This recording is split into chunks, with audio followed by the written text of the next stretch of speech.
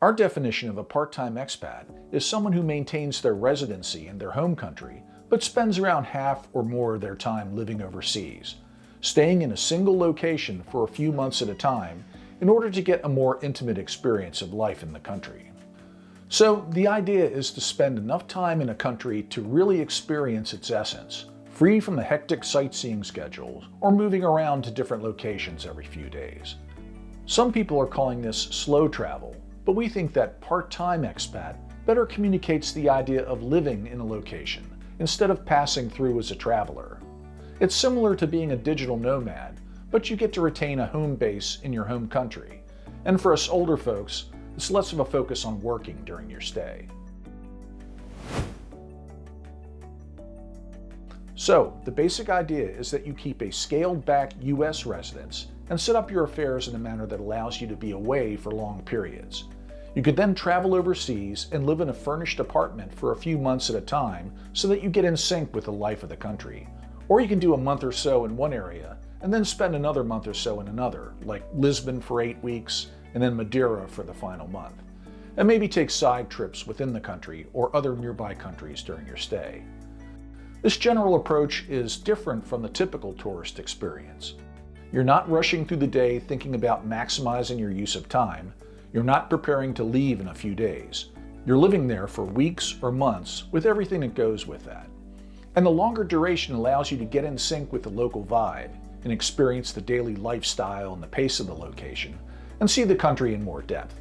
You can take time to experience the day-to-day life in the location, going to the grocery store, cooking your own meals, hanging out at cafes or pubs without a time limit, shopping for essentials, relaxing, and settling into the local rhythms. It's a totally different experience from the standard tourist visit. So we found that this approach had a number of aspects that made it more attractive to us than taking the full expat route and relocating overseas completely. The part-time approach is less risky since you're not completely disrupting your entire life. You can have the security of a home base in your home country and minimize the amount of work required for a permanent move to another country. But it does take preparation. We had to set up a smaller footprint in the US, moving from a big house to a smaller condo to reduce our costs and responsibilities, and we set up systems that would allow us to take care of our US needs while overseas, such as getting cell phone plans with foreign coverage, having our mail sent to a forwarding service, and minimizing the day-to-day household needs to a point where it was viable for us to be on the road for months at a time. Monthly overseas housing prices are less costly than short-term visits. You can rent a furnished apartment by the month for much less than a hotel or other short-term accommodation. And many cities have limits on the number of Airbnb-style short-term tourist rentals, which increases the rates for that type of lodging. But renting a furnished place for a month or more is often considered a different category by the government and has less restrictions.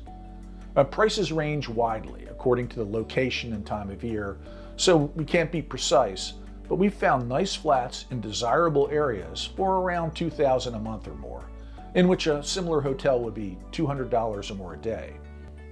Now, it's critical to have a decent furnished apartment instead of a hotel room, since you need to be able to cook and have a sufficient amount of room to live comfortably.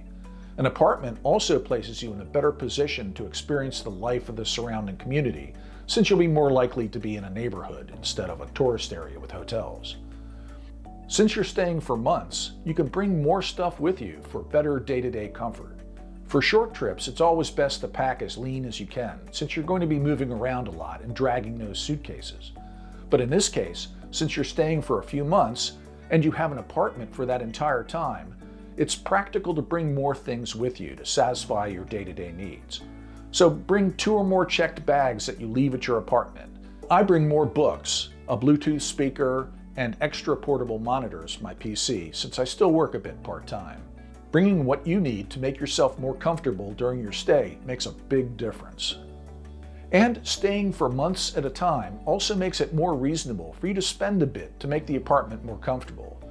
We've been really frustrated by short-term rentals with poorly equipped kitchens, thin blankets, a lack of decent office chairs and tables for working with our PCs, and just other issues. But if you're staying for a month or more, it can make sense to buy some additional things to make your stay more comfortable. A better frying pan, a nicer blanket, or a basic office chair. Or if you really love the location and you rent your apartment for the entire year, go for even more additions to make it your own. And when you're getting ready to head home, either sell those items on Facebook Marketplace or rent a storage space to hold them for your next visit. There's a few things that you can do to prepare for this lifestyle.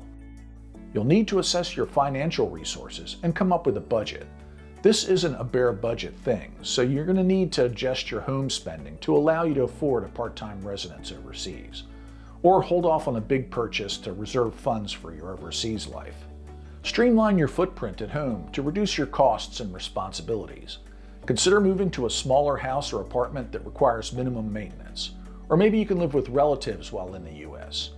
Think about how you can minimize activities that require you to be home, such as taking care of lawns or inside plants.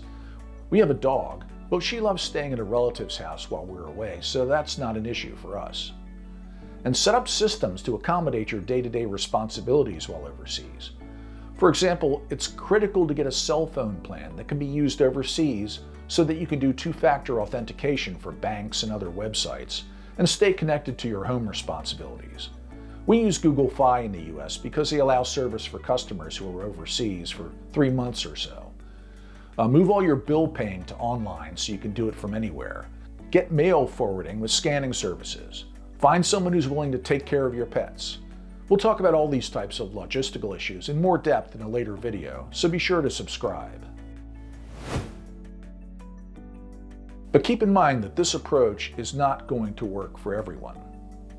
Money is a primary issue. You need to have enough money available to support your home expenses, plus travel expenses and renting your apartment overseas. If you're young, it may work if you can live with your parents while in your home country, or if you can live in a shared apartment to minimize your expenses and save up for the trips. If you need to continue to work while you're overseas, you're going to need to have a job that you can do remotely. You will not be able to get a job in the destination country, so do some budgeting to see what works for you. And home responsibilities can get in the way. Family issues make it difficult to be out of the country for months. If you have school-age kids, this isn't going to work for you unless you have a grandmother who's willing to take care of them while you're gone. And you need to plan for taking care of your home-based residence and other ongoing responsibilities. Think about the impact of being away for 3 or 4 months and how you can set up your affairs to minimize that impact. Medical issues can get in the way too. You're going to be away from your doctors for months, which can be a problem if you have health issues. And changes in daily routine may become an issue. If you're used to swimming at the local pool for daily exercise, you may not have one available at your destination.